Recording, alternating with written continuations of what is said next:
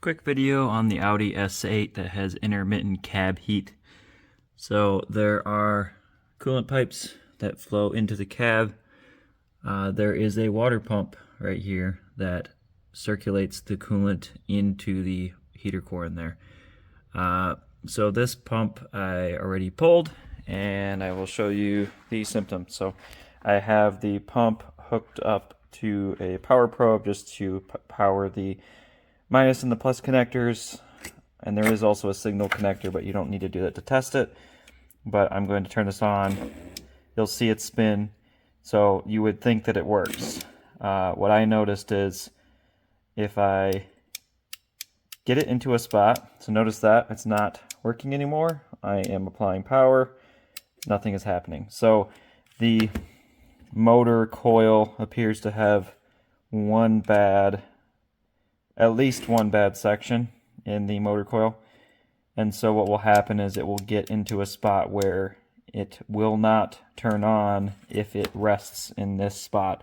If it gets jostled to, say, the next section, it will run again. So interesting failure, because the motor, you would think, still works, but it seems to sit in spots that the coil does not re-energize the motor itself. It did not throw any code. It was just not giving cab heat. So one thing to note is when you swap it out, it's actually pretty easy. You can take this entire intake air off. You just have to get these two 10mm bolts right there. You have to snap this cover off. There is a clip there, two on the back side. This rotates off if you just snap down, pulls off like that. There is one more 10mm in there.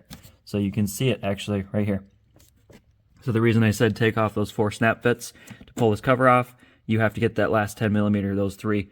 This will all slide out. That'll get you a ton of room in here to replace the water pump. There are 3 Torx fasteners on the back. They are a dinky size, so Torx, basically a Torx 10, fits in there pretty good. And then you can replace that.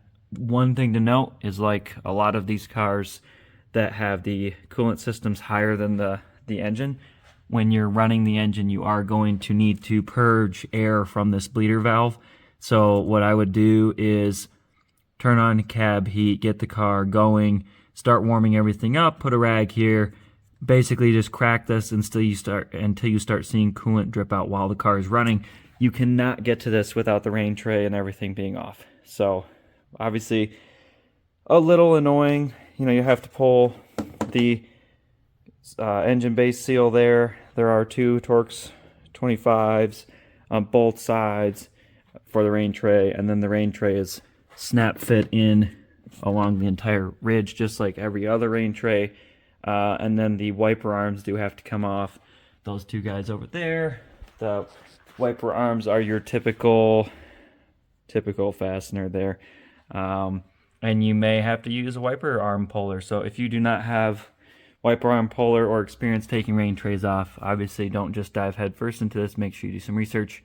I will link some tools in the description. I always warn people with rain trays, do not pry. You will crack the glass. If you do any prying, you need to use all plastic tools to pull the rain tray out. So that's about it. Thanks for watching.